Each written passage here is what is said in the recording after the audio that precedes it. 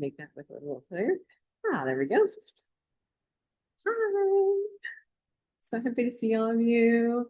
Welcome. So excited about this webinar. This one is about having plenty and the patterns of plenty. But before we begin anything, may we scan all of you.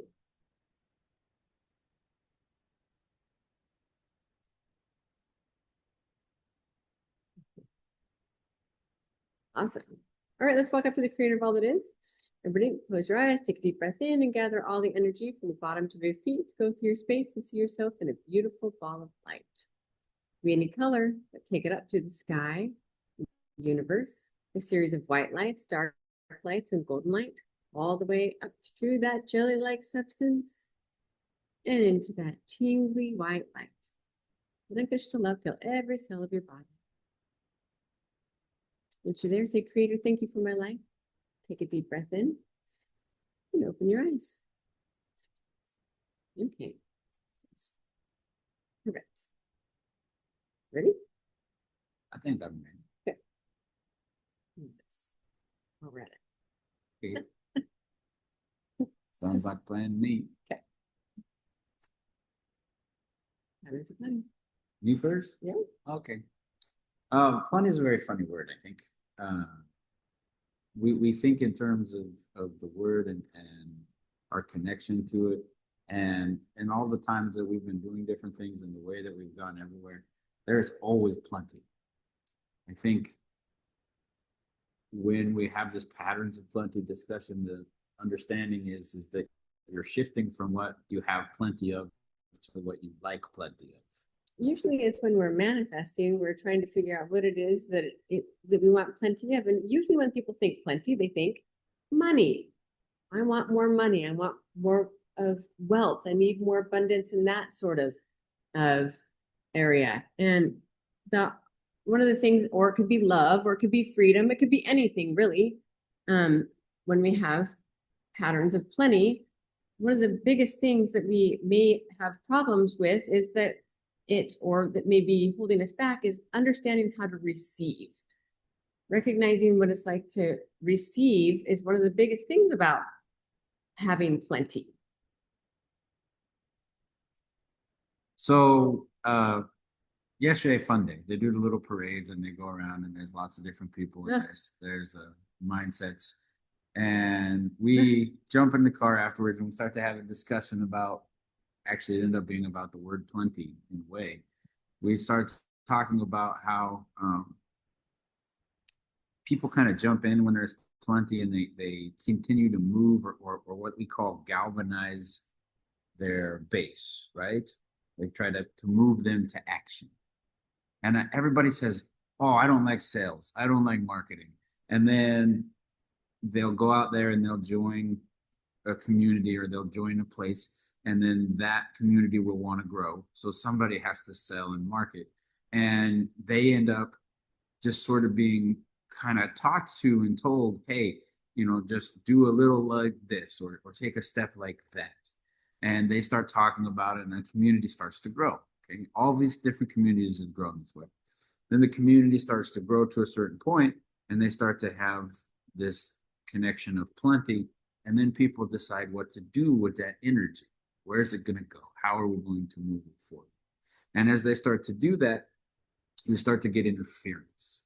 So one of the things that comes up when you start to have plenty of anything is what level of interference do you have to deal with from that plenty? I mean, we all have different types of belief work, things that we have that come up, different blocks, different triggers.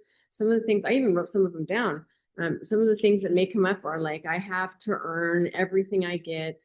If I receive too much, something bad will happen, or even success makes people jealous or distant. And these are really just created from different types of emotional stresses that we have, perhaps even from our ancestors, from not feeling safe.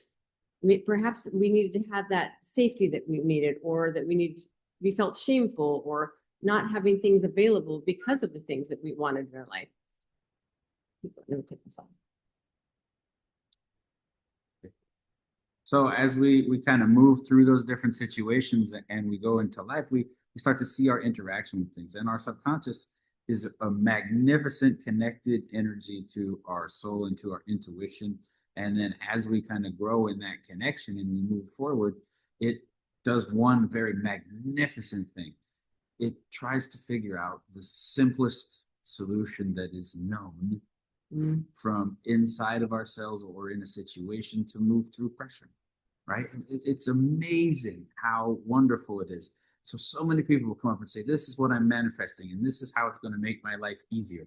But this little awesome connection of all these different pieces of information that we have from other times and places knows that a different version of plenty is new. It's brand new. And it comes with its own set of stresses. And when it's new, just going into the unknown of something you haven't done before can be overwhelming for your cells. It could be so overwhelming that everything just kind of stops and says, this is unsafe. I don't know if I can go down that. The place where I've never been before. That can be really scary for most people, just because it's just kind of letting it free, letting it go. And that alone could be a trigger, which is one of the things that hold people back quite a bit. So as we kind of move through our journey, we take a look at our interactions. Every word that we have experienced in our life carries a vibration. And even though we're talking about sort of this learned vibration, there's a big group consciousness to what plenty means, right? Where you're going to be and how you're going to be it. There's so many signals that pick up on certain things and so many lines that we put into what we think should be or is interpreted of how we take our plenty or how we receive bountifully of this or bountifully of that. This is a word that's going to create so much inner conflict because you're going to run into how you're judged for not only how much you have, but how you get what you have. If you feel like you have to constantly push and push and push to get and receive what it is that you want, perhaps that in itself may be a way that you're constantly creating other things like turmoil to be brought into your life so that you can gain it. So that there's just so many things that can be stacked on each other in order to gain abundance. At this time in our world, the industry that we're all in, that you're in, and teachers, and you grow and you become the next level, or if you've already been a teacher, all these different things, the industry you're in is one of the most popular industries in the world.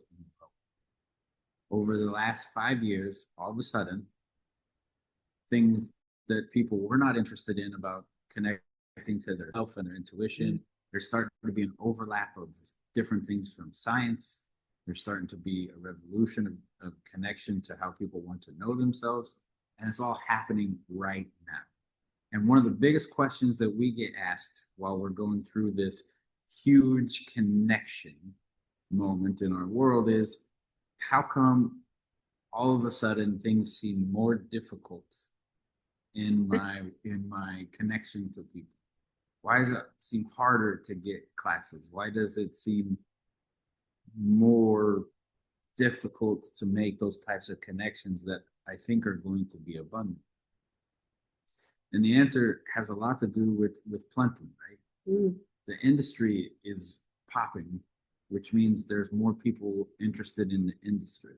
There's more people communicating and talking about who and what they are. There's all of a sudden a bountiful amount of information and connection and people doing the things that really are success. Okay, success doesn't grow based off of how much money's in your bank account. No, success grows off of how you can connect with others and to give yourself permission to do so. Allowing yourself that permission that you can have those types of relationships, that you can receive, that you can allow all those things have a lot to do with the permission you give and value you have within yourself. So we talk about how our relationship with plenty and what it means. Having a way to build it going forward means understanding what you're building, the energy you're exchanging, and what you're creating plenty of, right? So if you're sitting in a moment and all of a sudden you're connected and you're doing something and you get that you should transfer the session for a hug, that instead of charging them, you should give them a hug, and you ignore it, then you're turning down part of your manifestation. And you're turning it down from the pressure of you needed a little more money right then. You couldn't see that that person with the hug, even though it appeared maybe they're already wealthy and they could afford it, maybe never got given something for a hug. And the action that you're being guided to from love and from their perspective is going to open up the door for the other parts of your manifestations. And we go through this a lot. We go through this in our lifetime. This is one of the reasons why belief work is so important. Understanding ourselves is so important. Self-alignment is so important. It's because we go through these pressures where we reach a situation and we feel like we have to grab a hold of everything we can grab a hold of in that situation, or it's going to be gone. And that in itself is also a trigger. I mean, being able to have to hold on to everything all the time makes nothing be able to come through. And we've talked about this before, when you're trying to grasp water and it's just either it goes right over you because you're so busy trying to grasp, or you open your hand and you're able to cup some when the water's flowing. Which one are you more abundantly getting if you're allowing the water to flow through? Obviously, if you're going like this, it's just going to run right over you. So it leads to all kinds of conversations and connections of how to grow in these moments and do these different things. And then there's all these programs about, well, the money's the cause. Well, money's not actually the cause. Okay, money's an energy exchange that lets us move forward in life. That's all that it is. And when you clear enough beliefs and come to understand it, we're exchanging more than money. We exchange anger, we exchange fear, we exchange happiness, joy. There's lots of emotions, virtues, things that we exchange all the time that can keep you in line with just your manifestations. But if you have things going on in the background, your subconscious, and you don't even know that are working because you picked it up from your ancestors, then those are the things that are going to hold you back from what it is you're trying to manifest and having plenty in your life. So to look at yourself and find out what patterns of plenty you have, you should look at what things that you fear you need to limit. Okay, we talk regularly people who have anger, and there's wonderful quotes about anger causing bad things, and it makes it so people think anger is a terrible emotion. It needs to be eliminated from my life. But trying to eliminate a chemical reaction in your body that has a purpose, you need to understand the purpose before you can really eliminate something. And when you get down to the purpose, sometimes anger is just more energy. Sometimes it's just your body stimulating your adrenals, and that's what you've learned is the emotion of the anger.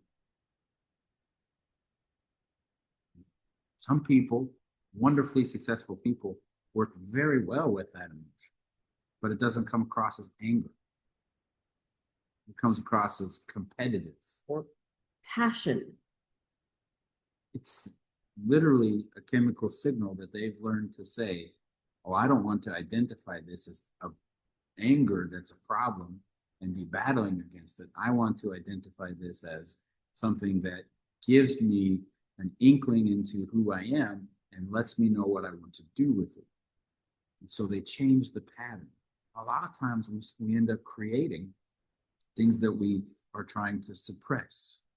And we end up creating it because we're spending so much energy focusing on it, that the Wi-Fi of our cells is sending out the energy of that vibration, right? And we know when we send out energy of vibration to bring things back to us, that's what we're gaining, even if it is that we don't know what it is we're sending out. So at some point in life, somebody came up to you and said, don't be angry. That's what's causing all your problems. And you're like, okay, yeah, that makes sense, because anger doesn't have a container in the body. It's not meant to be contained. It's supposed to be a quick signal and lets you know something's happening, you need more energy or something else, and you're supposed to process it and move forward. It's the container that we built that tries to harness it in a very interesting way that causes the problems. And so when we build those containers in our life, we're sort of limiting our connection to plenty, and that becomes the energy that we exchange. we sit down, we talk about conversations, we talk about what's going to happen. There's huge fears about what happens when you reach the next level. Heck, right now, we are going through all kinds of brand new things. And almost every day, there's a set of belief work about fear coming up because it's new. There's so much new pieces of information and industry things that we are learning every single day right now. Like how things have worked, that it confronts us very specifically with the concept of, do you want to really move forward in this energy, or would you like to go back to the little tiny spot that you're more comfortable with? And sometimes just staying in that comfortable spot is perfect, and that's great. And then sometimes it's not.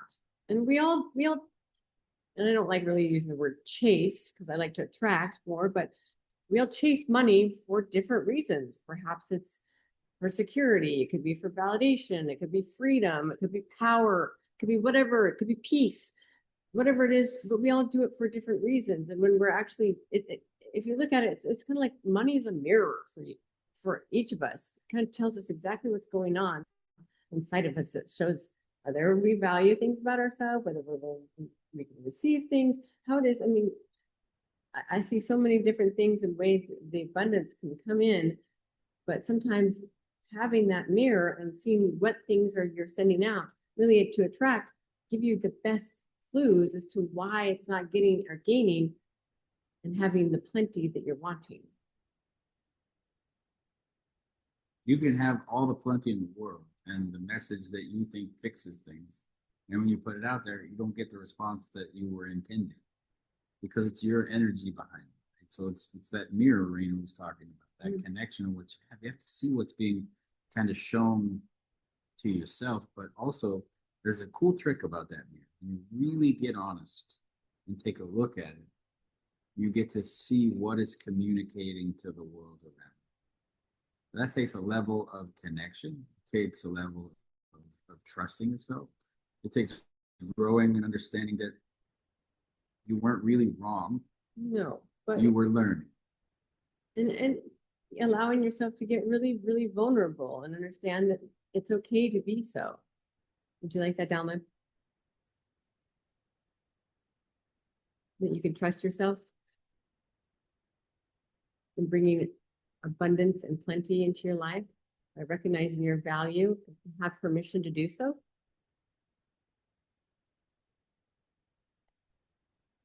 So you already have patterns of plenty inside of yourselves. You just don't have the patterns of plenty that you want or think you want.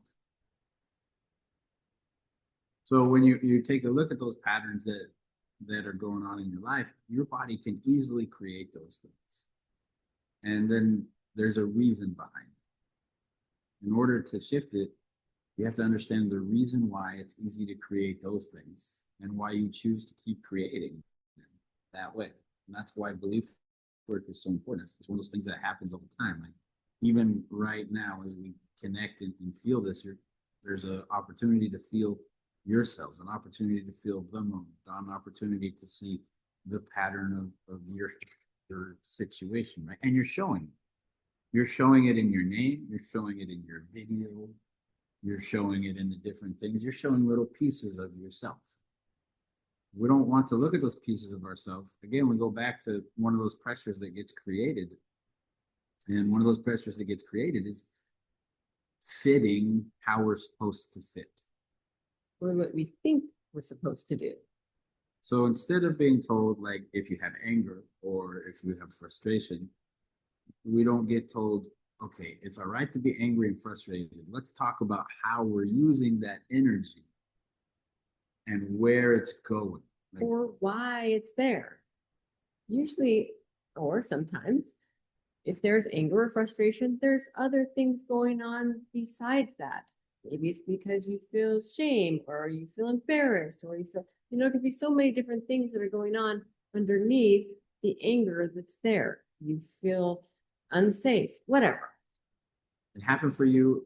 It happens for your ancestors. You've inherited the ability to create and try to fit what you're supposed to be. Because there's this assumption that who you are and who you're supposed to be are two different things. Mm. And it's a small energetic thing that we've started to do and shift as we start to open up beliefs where we can know and understand and see from unconditional love different people, right? And when you see a person from unconditional love, you know that they fit, and you also know that they've gone through a lot of pressures. And again, it's always funny when we talk about things, how much synergy there is around it. We had a discussion from a movie that was talking about how somebody had blocked out part of their lives. Great developmental thing for young minds to discuss as they're a little more into young adulthood. And as we're having this conversation, one of our nephew turns to us and says, would you do that?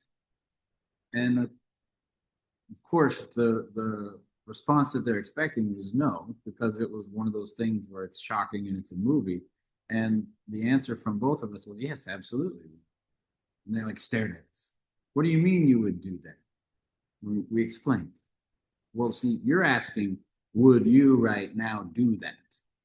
But when you ask that question, it actually means if you were that person and you had lived all of that journey and you had felt all of those pressures, would you be the same way? If I had grown up in that household, in that situation, with the level of pressures that were being shown for us in this piece of information, it would have created very similar or the same things in terms of pressure. So this is the nature versus nurture part, right? We have nature, and then we have our environment. And we learn how to respond to our environment from our ancestors. But as we respond, it's the perfect response. And then it gets validated, right? So in that conversation that we had, that person had plenty of things that started at a much younger moment. So the things that you're working on now are not from the things that happened right now. Okay, you got angry today. You got angry today because of something that started a long time ago, from your ancestors even, or from beyond that, from a different time and place. And your energy learned how to have that energetic exchange.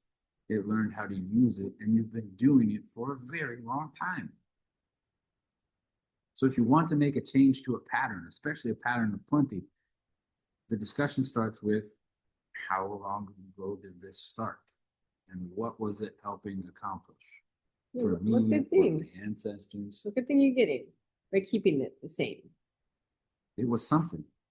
And when you ask that question, you can feel almost instantly if there's judgment behind it. It's one of the easiest things to tell when you start to do lots of belief work. Am I judging the belief?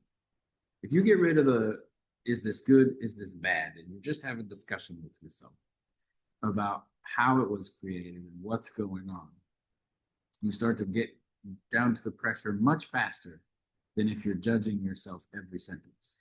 And that's where that mirror comes in, helping you to see the things that you're putting out there, the things you're judging of yourself, the things that, because that's really what it comes down to when you're doing belief work. I mean, really, are you judging the things that you have going on inside you? What's holding you back from receiving everything that you want? If I could make one thing happen from Dig Deeper class, it would be that you come out of there knowing how to dig without judging yourself. Because we'll do appointments and we'll say, when's the first time that you felt something? And we'll clarify. Not necessarily the first time, just the first thing that comes to mind, okay? Doesn't really matter if it's the first time. We're using words and vibrations to give us images.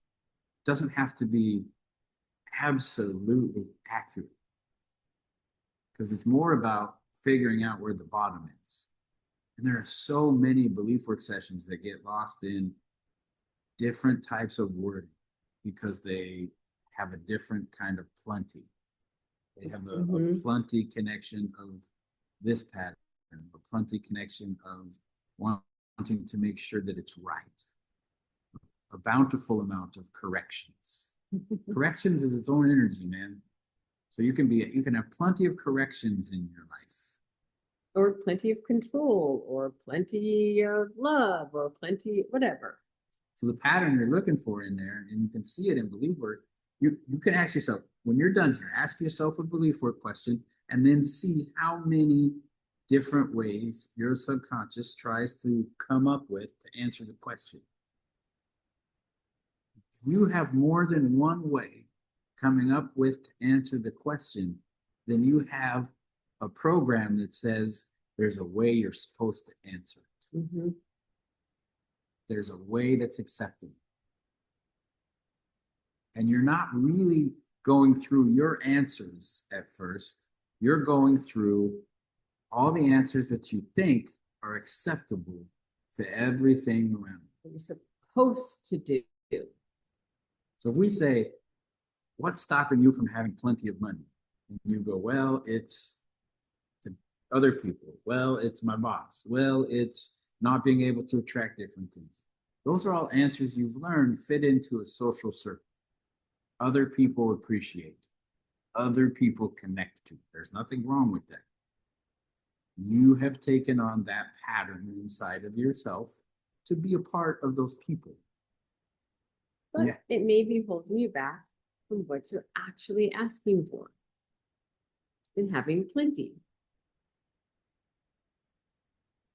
It's just you start to feel anxious when you start to pull back into yourself or to connect to different things, where you feel like you're not really connected to.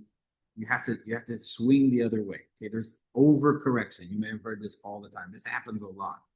Okay, we discover that we move to certain pressures and then we overcorrect in the other direction. Right? We overcorrect by saying, I'm going to redo everything. This is not going to happen anymore. That's overcorrection. It happens all the time in manifesting. All the time. People will manifest and say, all right, I'm just going to move and redo my whole life. And then my manifestations will come. But does that really change everything? No, it just means you moved from one place to another, and now you're going to do the same patterns of your subconscious that you were doing before. You're still you. Still the same person. But when you felt the energy to manifest, it's there. Okay, the opportunity is there. It doesn't require this giant change. It requires you figuring out how to be yourself, right? So if you get a lot of anxiety as you start to make changes, that anxiety comes from not knowing how everything and everyone is going to react. And fit, and how to receive, and maybe your value. There's a lot of aspects there that may come. Because we're predictive. We're intuitive, but we're very, very predictive of our environment. So we pick up on signals, and then we use our intuition to try to predict the easiest pressure forward. And it's happening at such a massive scale. It's happening so much faster than our conscious brain can even fully comprehend unless you train it. But if you feel that there's something that's there, then you already are picking up on it. If you feel like there's something that needs to be changed, or that there's plenty of this that needs to happen, then it's there. You just need to find the door. Yeah, if you have anxiety when you feel something, that anxiety is telling you there's something going on. I don't know how to say this. I don't know how to tell my ancestors that I like this instead of that. Yeah. I don't know. I struggled with it for years. My whole childhood, the pressure of my mom saying something very nice when I was first born created the pressure of how I was supposed to do that for other people, how I was supposed to be what my mom said very nice things about me being, and connect to the other side of my family. But that was his own self-imposed things. Because I didn't know how to communicate myself. I didn't know how to step into their world and talk about who I am without creating conflict. Mm-hmm. I only knew for a very long time how to talk to myself. I had to learn and evolve communication wise. I had to learn and understand that when there's a question or a trigger or a look or a vibrational shift, it's because of their experience, right? And if that's their experience and that's not what I'm intending, then I either had to get better at connecting and seeing that ahead of time, or I had to make Shifts. Yeah, and learn either to talk in their perspective and understand what it is that they're looking for and understand how to communicate with them or make a shift within myself. So you want to connect to different audiences, you're always going to have to know how to speak to those audiences. And that we say the term audiences, but an audience is whoever it is you're talking to. So an audience is your friend, an audience is your family. And it's really easy once you start to use the word audience to understand that that's your communication term, where the pressure is coming from. Because that word kind of triggers in our brain and makes us think about being on stage, or makes us think about having a microphone in front of us, or makes us think about the pressure of the communication and the perception of that moment. And that's what's happening in our relationships. And what we've learned in our subconscious is how to navigate that pressure easily, right? So it's easier to go back out on the same level and connection in that mirror that Raina says, as we follow that kind of plentiness, is just never changing the situation. So as you kind of look at yourself and what patterns that you desire, there's a big piece of you that exists and likes those connections and love and respect, and thinks that it will drastically alter if you drastically alter. And more often than not, people's reaction is from what you think their reaction is going to be. Because they're picking up on it. They're intuitive. They can feel what it is that you're wanting. And they give it to you. There's quite a few of us from quite a few different countries here. And I know that there is a sentence or two that I can say in any of your countries that will be very, very difficult in terms of cultural history, ancestral programming, and all kinds of things that are going on. Simple thing. Doesn't matter where you are in the world. You go into any country and do something that kind of makes it feel like you don't really understand that country. Mm. That's a lot of pressure. It's a pressure you feel at 1 or 2 or 3 when you're connecting to an audience, when you're connecting to your life, right? And you decide, do I want that pressure or do I not? The biggest block to manifestations isn't I'm waiting for an opportunity. The biggest block to manifestations is, do you really want that level of interaction, that level of change? That level of unknown. Because people will say, I would like to have so much money that I never have any stresses in the world. And we let them know usually that that's a double manifestation. You're manifesting for a lot of money and no stress. It's 2 different things. You say, well, what do you mean? Well, when you get a lot of money and people see it, because you spend it, right? You gotta go buy your food, and all of a sudden you're buying groceries that you want instead of just what you need. People see you're more abundant. So there's a new pressure. People see you. Even at the grocery store. Mm-hmm. Even just the fact that you went from the 25-cent soda to the $2 soda. Mm-hmm. People notice. They can feel it and they can see it. When they notice, they want to know how to get there.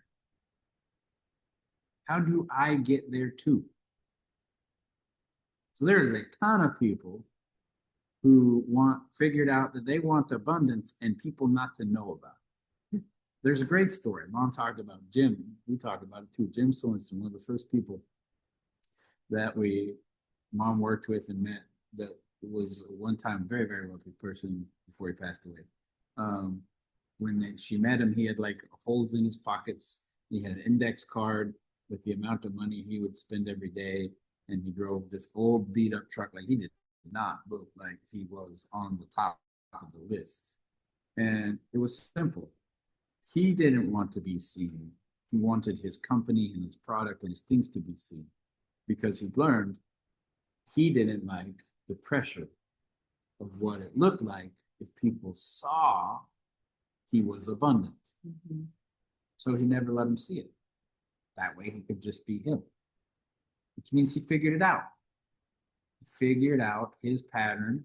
He figured out how it worked for his subconscious and said, this is what I want to do, and this is where I want to be, and this is how I'm going to do it. Right? So as we kind of move into your week, as you move into the next month, as you get ready for classes that are coming up, perhaps, or expanding your journey, all of these different moments that you have in life, you're deciding the patterns of plenty. Okay? You're deciding where to next. You're deciding what to do. You're deciding what you look like in the mirror, and you're deciding how many people you're going to look in the mirror and see you with you, right? Imagine you have that mirror in front of you and you're connecting to your subconscious, and then you're spending half the time going, well, only I can look inside and see this part of the mirror. You can only see that part of the mirror. So take this time to kind of figure out what you want that to be and the resonance of you fits. Okay, it doesn't not fit. There isn't parts of yourself that need to be Hidden. or not allowed. Those parts of yourself have a place. They fit. They maybe don't need to be extreme. They don't need to be overwhelming. They don't need to be Loud. loud. Exactly. Like Jim. Maybe they can be who you want to be in a very unique way. When you figure that out, you know where you are, how you want to do it. And once you start to know where you fit, you start to see better how other people are fitting or attempting to fit. When you know how they're attempting to fit, you know their motivations, you know how to connect to it. You know, put yourself out there. All this wonderful time and opportunity and connection that's going on. And people think when we say this, we're talking just about putting yourself on socials. Putting yourself out there is a conversation. It's a moment of authenticity. We had this yesterday. We did some little camera thing, just a little camera thing. It was pretty fun. Where we stood in the center of this camera that spun around us, and you had to do some dancing and moving around, whatever it was. And we were doing some dancing, and then it slows down in specific spots and goes backwards and plays it afterwards, of course, what it looks like. And it's pretty amazing. Yeah, it's a great thing. And we're standing there, and Raina and Kennedy were getting up there first, and they turned around and said, "You guys should do it. We should all do it together." And we said, "Sure, yeah, that sounds fun. Why not?" And then when we did it, we just got up there and talked about having fun, and we talked about just sort of enjoying the moment, and we pointed out different things, and we had a great time. And as we had a great time, we get off, and Raina goes over. She starts talking to the person who does it. And the person who does it's explaining how it works, and she's having a great time. So much so that her partner had to like start the other person and got a little frustrated because she was having such a good time in that conversation. Well, it's okay. It worked out. I mean, the person wanted that connection, right? They wanted that opportunity. They had asked, and Raina was granting that. We're walking around and we're checking out all the little fun booths of different people, and there's little intuitives here and little trinkety cool stones and all kinds of stuff that was going on, and all Face painting, lots of fun things. so the event person, one of the event camera people that works for the event and connecting and distributing information, all of a sudden just like walks up to us, boom, he's right there, and he's got his little thing, and it's from this little video, and he had seen the video because the lady had shown him that she thought it was cool. And he walked up and had a picture of it. And he said, "Is this you guys?" And he already knew it was us. That was his icebreaker, right? We're like, "Yeah, that's us." And then, of course, he says, "Can we use it? They send you a video. Can you send it to us to cut and put into different things?" And then they exchange information and Instagrams to tag. And We didn't market anything. It's not like we're like, hey, you should partner up and market and sell this moment. No. We just let the moment be trusted. We let ourselves arrive in it. And have fun and enjoy it and let it be what it is. The connections that you make like that, connections that you make to people who see you, if you feel the opportunity to approach them, that little intuition, you should go say hi, go say hi. The key to opening up the doors of so much manifestations is following those little things that create more connections. And being yourself. When we sat in the parade yesterday, I couldn't tell you how many times I kept saying, just sit next to Raina because she's so excited because I'm just waving around my flags and just getting so excited. I just love Not parades. gonna lie, we got a lot of free stuff A lot. just because Raina is very, very cool. Just people, having fun. people running over to give lots of free stuff. But if you know yourself, you know yourself. And just enjoy life. I didn't mind. It was great. But it was an exchange. Yeah, it's an exchange. You find that pattern, you kind of allow yourself to grow in those moments and arrive. And one of the things to think about this week is how many times you're in the moment. How many times you're still working on the last moment or in the moment to the come. next. Because yes, we do a lot of work in the past. We do a lot of work on the future. And those are huge things because we know what we're creating. But not so much that you forget about right now, in the moment, the feeling, the enjoyment of right now. There's so much to enjoy now. Yeah, what you're doing right now, the way you showed up at this webinar, the notes you're taking, that's the connection to what's going to happen in the next moment, Yes. right? And embracing it. That's not too much pressure. It's just you getting a chance to be you. And you can change that. Doesn't mean you have to repeat it if you didn't like it. It means you can go in and find out why or how and move forward. So we hope that as you move forward, that you're able to take a look at, see these things that you're creating on your journey, that you're able to move forward with the kind of connection and opportunity that you desire in your own patterns of plenty. And if you're moving forward in that journey to connect to others and kind of show that mastery or shine that mastery for the world, then we will see you at a different instructor class, maybe the one coming up. Oh yeah, it's going to be this month. At the end of June. There's going to be a start with basic, advanced, dig deeper, you and creator. June's the best. All the way through the He's only saying that because it's going to be his birthday, June 10th. So I'm just saying June's the best month. I'm course not it is. saying you should know. my birthday. No, I'm you know. saying it's the best month. That's why. So there you go. So June goes into July. Which is so much fun. And of course, we're doing a Discover Your Algorithm on the 13th and 14th if you guys want to join us as well. So that's Discover Your Algorithm instructors. Instructors, yeah. Oh, that's fun. Yeah. Very cool. Yeah. Most of the time, I learn the schedule while we're talking to you guys. Just so you know, like they ask us about the schedule, we write it down. It sits in the calendar, and then Raina says we're doing a webinar for something, and then they say you should mention. I'm like, oh yay, we're doing that. I know we're heading places, but I'm not so good with the days of different days. We're staying in the moment. It's perfect. Gotta have Thank you both together. Thank you very much. And we appreciate everybody coming and being here today to of course, not only to celebrate Josh's June birthday, but to be here at this webinar and every month. And all of the interpreters, we really appreciate you very much. Thank you for all the early birthday wishes. That's why I'm saying thank you. I appreciate that. You're so funny. It's very, very kind.